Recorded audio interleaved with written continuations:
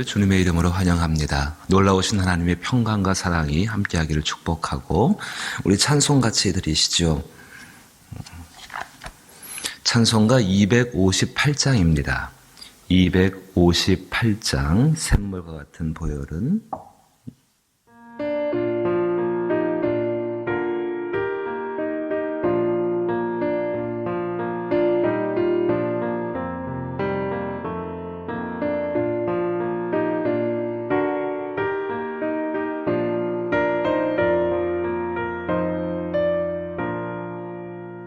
샘물과 같은 보혈은 주님의 피로다.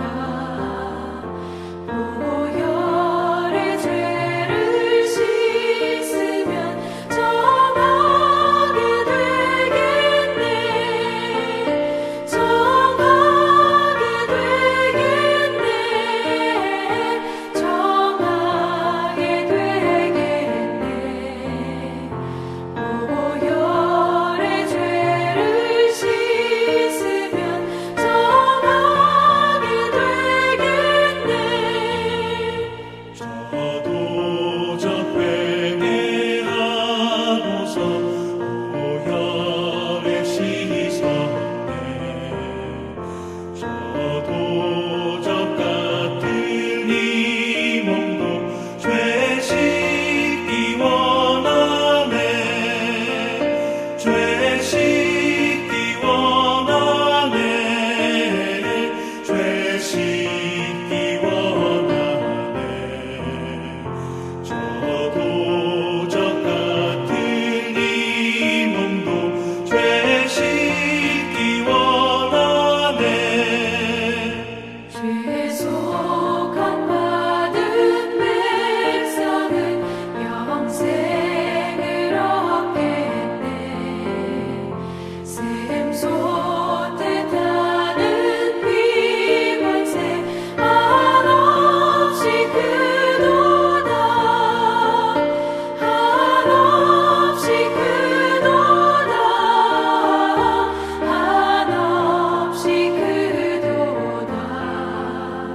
샘솟듯 하는 피관세 한없이 크도다.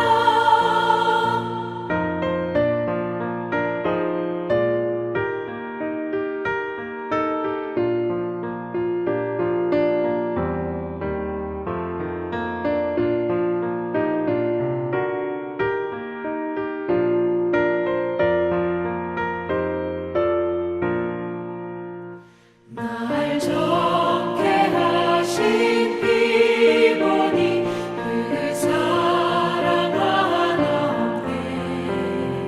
살 동안 받는 사랑을 늘 찬송하겠네. 늘 찬송하겠네. 늘 찬송하겠네. 살 동안 받는 사랑을 늘 찬송하겠네.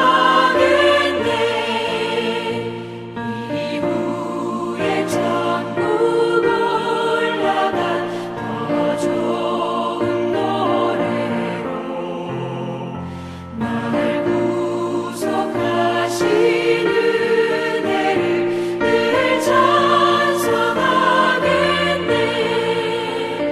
늘 찬송하겠네. 늘 찬송하겠네.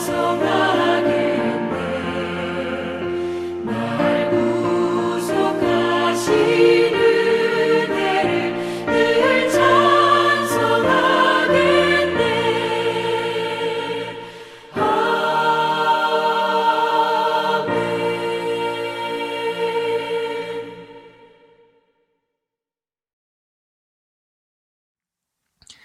우리 가운데 아들을 내어주시는 큰 사랑을 행하신 하나님을 찬양하며 주를 바라봅니다. 세상을 살아가는 시간 가운데 죄가 그리고 무지가 무능함과 실수들이 우리를 넘어뜨리게 합니다. 이 모든 것 앞에서 오직 보혈의 공로를 의지하여서 다시 일어나며 정함을 얻어 하나님 앞에 살아가게 되기를 원합니다.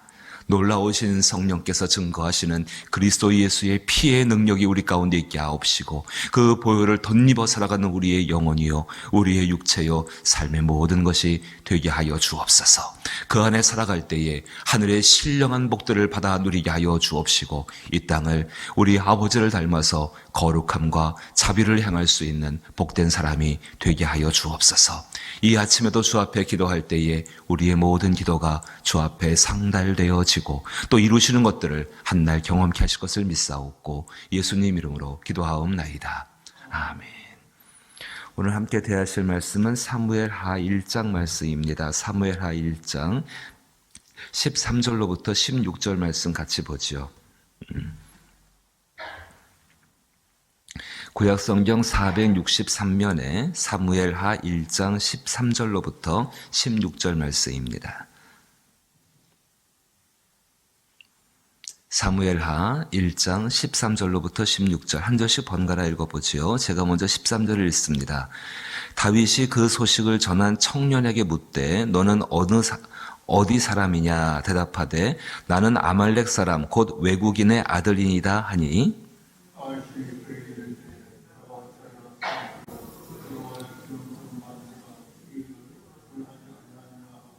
다윗이 청년 중 한 사람을 불러 이르되 가까이 가서 그를 죽이라 하매 그가 침에 곧 죽으니라. 다윗이 그에게 이르기를 내 피가 내 머리로 돌아갈지어다. 내 입이 내게 대하여 증언하기를 내가 여호와의 기름 부음 받은 자를 죽였노라 함이니라 하였더라. 아멘. 오늘 이 사건을 가만히 보시게 되면은 여기 나오는 이 아말렉에서 온 이 청년, 그 13절에 말한 그 전한 청년, 그 청년 참 어떻게 보면 참 불행한 사람이라고 말할 수 있을까요? 우리는 이 장면을 통해서 한 가지를 분명히 보셔야 합니다. 그 불의라는 것을 보셔야 합니다.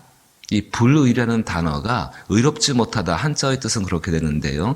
이 불의라는 단어가 죄와 죄로 일어나게 되는 그 모든 것들을 총칭하는 말이 불의라는 단어입니다.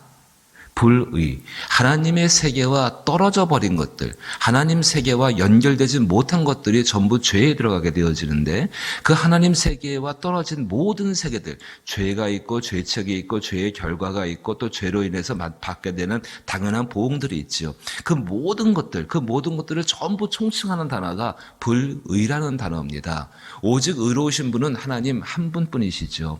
그 하나님 안에서만이 의로움을 얻을 수가 있는데 그 하나님을 떠나게 되면은 불의가 생길 수밖에 없다는 것입니다. 자, 세상은 어떨까요? 우리가 살아가는 세상은 하나님의 의로움과 하나님의 공평함과 하나님의 정의로움이 가득한 세상이 아니라 불의가 가득한 세상입니다.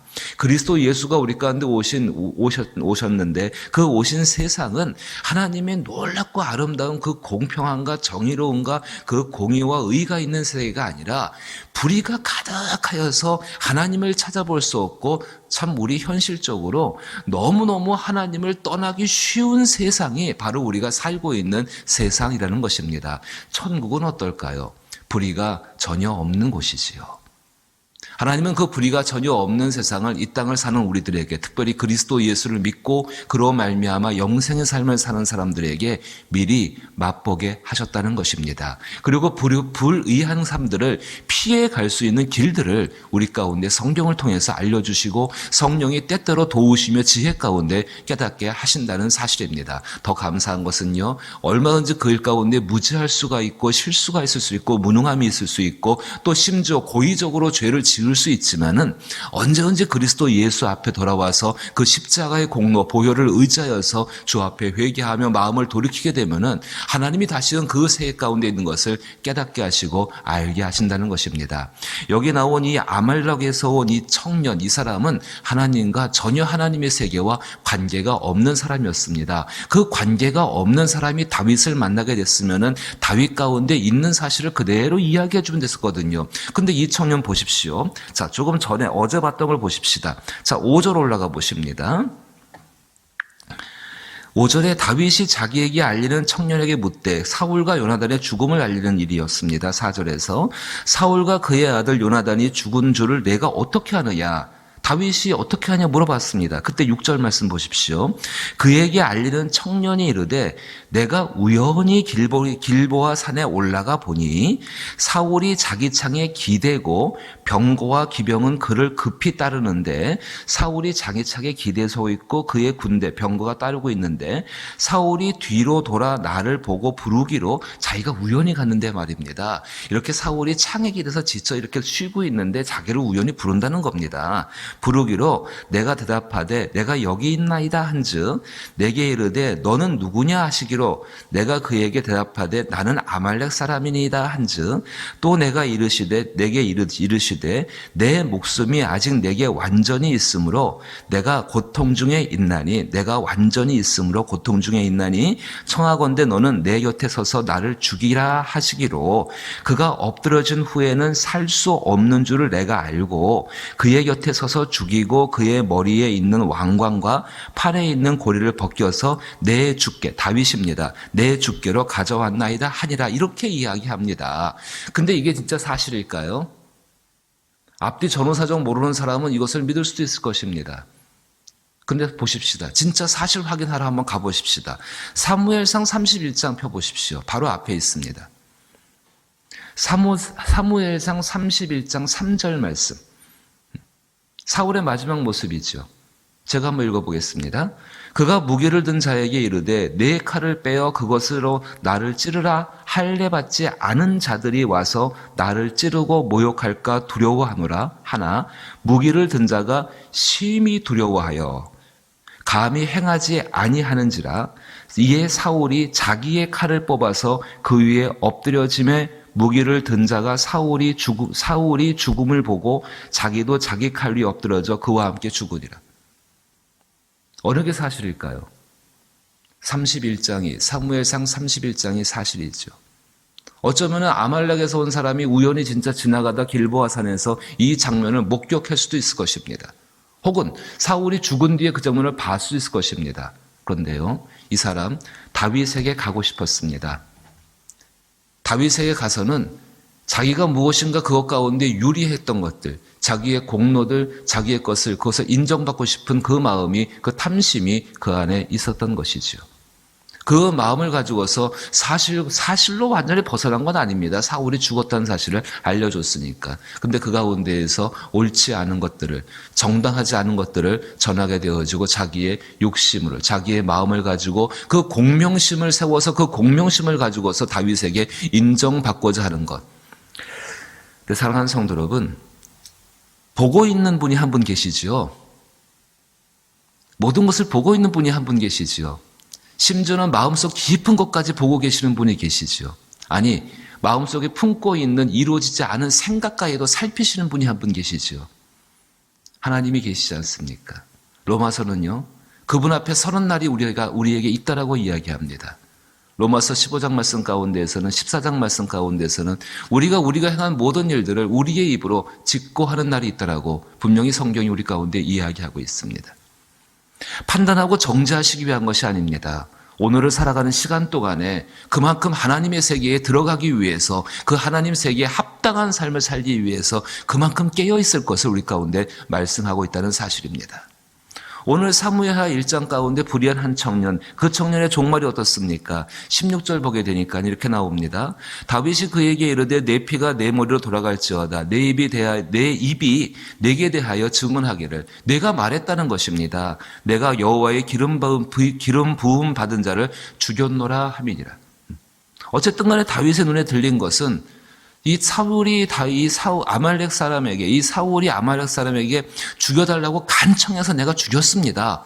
그리고 당신 주께, 당신에게 왕관과 그의 칼을 가져왔습니다. 이렇게 말하니까 그가 죽인 것이죠.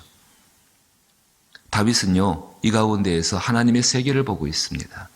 그 세계에 대해서 이렇게 행한 사람. 놀라운 거 한 가지가 있습니다, 여러분. 사무엘하가 이렇게 불의한 자의 종말에 대해서 거의 경고성 이야기죠. 우리를 향해서는요. 그 경고성 이야기를 해줍니다. 사무엘하가 어떻게 끝나는 줄 아십니까? 이렇게 불의한 세계 가운데 다윗이 어떤 모습으로 살아갈지를 이제 예고하고 있는 이 1장의 사건으로 시작해서 정말로 이 불의한 세계 가운데 자기를 지키고 정말 실수가 있고 넘어짐이 있습니다. 중간 보십시오. 우리 모두가 기억하고 있는 이 우리아의 아내 밧세바, 이 엄청난 죄악을 짓습니다. 이 다윗이 그럼에도 불구하고 하나님이 돌아왔을 때에 회복시키는 것을 이야기하고 있는 것이 사무엘하의 내용, 그 이야기인데 그 끝을 한번 가보십시다. 자, 끝에 사무엘하 24장 펴보십시오. 맨 뒷장입니다. 사무엘하 24장이 어떻게 끝나고 있는가? 다윗이 자기의 공명심을 내세우고 싶었습니다. 하나님 세계와 떨어져 가지고 이제 내가 정말 세상을 다 마칠 때가 됐으니까, 왕으로서 이제 임기를 마칠 때가 됐으니까 내 공로가 얼마인가를 한번 세워보고 싶었습니다. 사람들이 하지 말라고 했습니다. 하나님도 하지 말라고 했습니다. 근데 끝내 그 말 안 듣고 인구조사합니다. 그 결과로 어떤 것이 옵니까? 전염병이 그 땅 백성들을 죽입니다. 근데 그 마지막 모습 보십시오. 25절만 읽어볼까요? 마지막 장면. 같이 한번 읽어보십시다. 25절 마지막 읽어보십시다. 시작. 그곳에서 여호와를 위하여 제단을 쌓고 번제와 화목제를 드렸더니 이에 여호와께서 그 땅을 위한 기도를 들으시매 이스라엘에게 내리는 재앙이 그쳤더라. 사무엘하가 무엇을 이야기하고 있습니까? 분명히 우리 가운데 불의한 세계가 하나님 앞에 심판을 받고 그 불의한 자가 종말을 분명히 경고하면서 다윗도 똑같이 불의했습니다. 이 불의한 사건에 대해서 어떻게 해결을 받고 있는지 하나님 앞에 나가서 제사함으로 말미암아 우리들은 그리스도 예수의 피를 믿고 주 앞에 나가서 예배하면서 하나님께 진실한 회개와 통회함으로 말미암아 그 앞에 나가 기도함으로 말미암아 25절 말씀 여호와를 위하여 제단을 쌓고 번제와 화목제를 드렸더니 이에 여호와께서 그 땅을 위한 기도를 들으시매 그 땅을 위한 기도를 들으시매 이스라엘에게 내리는 재앙이 그쳤더라. 재앙의 뜻을 바꾸시는 분이 하나님이시죠. 이제 우리 자신들 한번 생각해 보십시다. 다시 사무엘하 1장에 돌아와서 우리는 과연 얼마나 하나님의 세계를 생각하며 살고 있는가. 불의한 세계가 어디 있겠습니까? 내 안에서부터 시작됩니다. 참으로 주의하셔야 합니다. 불의한 세계가 외부에서 내게 쑥 들어오는 것이 아니라 원래 불의한 세계가 우리 안에 있습니다. 그 불의한 세계를 생명으로 말미암아 예수의 생명으로 그리고 복음으로 성령의 권능으로 제어해 주시고 억제해 주십니다. 그 안에 있는 그 짐승 한 마리를 풀어놓게 되면은 모든 것들을 다 망쳐버리게 되어집니다. 그 피해의 첫 번째는 자기 자신입니다. 하나님은 이런 우리를 긍휼히 여기시지요. 불쌍히 여기시지요. 그래서 예수 그리스도를 붙들게 하시고 그 예수 그리스도 안에서 회복의 길을 주십니다. 참 감사한 것이 있지요. 그리스도인들 아무리 심각한 상황이 되어지고 아무리 어려운 상황이 되어지고 아무리 고통스러운 상황이 되어진다 할지라도 그 가운데에서 나사렛 예수의 이름이 마음속에서 지워지지가 않습니다. 이게 웬일입니까? 나사렛 예수의 이름이 지워지지가 않습니다. 십자가라는 이름만 듣게 되면은 그렇게 내 안에서 펄펄 날뛰던 교만의 그 놀라운 짐승 하나가 정말 얌전해지고 조용해지고 그 앞으로 돌아갈 수가 있다는 것입니다. 그 은혜를 붙드십시오. 날마다의 삶 가운데 불의한 세계 속에 있기 때문에 죄를 먹고 마실 수밖에 없는 세계 속에 있기 때문에 얼마든지 죄 가운데에서 무지함과 무능함과 실수 때문에 이렇게 될 수 있습니다. 다윗이 이렇게 된 것처럼 여기 청년이 이렇게 된 것처럼 사울이 이렇게 된 것처럼 성경에 많은 사람들이 그렇게 됐다가도 정말 그들 가운데 은혜의 길은 나사렛 예수 구원의 길들을 붙들고 정말 우리 같으면 십자가를 붙들고 예수의 이름을 가지고 다시 돌아와 회복의 길 가운데 섰다라는 사실입니다. 그게 믿음이고 그것이 신앙입니다. 그 신앙 가운데 설 수 있고 또 이 귀한 길들을 우리의 자녀들에게 꼭 가르쳐 주십시다. 우리의 자녀들도 우리가 살아온 시간들을 살아가야 하지 않습니까? 얼마든지 우리가 겪었던 이런 영적인 고통들, 삶의 현실적인 고통들을 겪을 수밖에 없는 것이 우리 자녀들입니다. 그 자녀들에게 이것을 알려주십시다. 그것이 가장 큰 유산이고 정말로 세상을 살아갈 때에 가장 든든한 힘. 그래서 아브라함이 그 이삭에게, 이삭이 야곱에게, 그 야곱이 요셉에게 그 하나님을 전해줬던 것처럼 우리도 그 하나님을 전해줘서 하나님께로 돌아가는 길들을 확실하게 알려줄 수 있는 저와 여러분 될 수 있기를 간절히 기도하고 또 우리 자신들이 하나님의 세계 가운데 들어가기 위해서 날마다 애쓸 수 있는 여러분 될 수 있기를 주님의 이름으로 축복합니다. 주기도문으로 예배 마칩니다. 하늘에 계신 우리 아버지여, 이름이 거룩히 여김을 받으시오며 나라의 임하옵시며 뜻이 하늘에서 이룬 것 같이 땅에서도 이루어지이다. 오늘날 우리에게 일용할 양식을 주옵시고 우리가 우리에게 죄 지은 자를 사하여 준 것 같이 우리 죄를 사하여 주옵시고 우리를 시험에 들게 하지 마옵시고 다만 악에서 구하옵소서. 대개 나라와 권세와 영광이 아버지께 영원히 있사옵나이다. 아멘. 불의한 세계를 떠나서 하나님의 세계에 있기를 힘쓰게 하여 주옵소서. 기도하시게 되기를 바라옵고 이 귀한 것을 우리가 체험하고 경험하여서 우리 자녀들에게 가르치게 하여 주옵소서라고 또 기도하시길 바라옵고 이 땅과 이 나라를 위해서 기도하시게 되기를 원합니다. 정말로 코로나19로 인하여서 영적으로나 육체적으로나 모든 것들이 너무너무 어려운 때를 지금 지나가고 있습니다.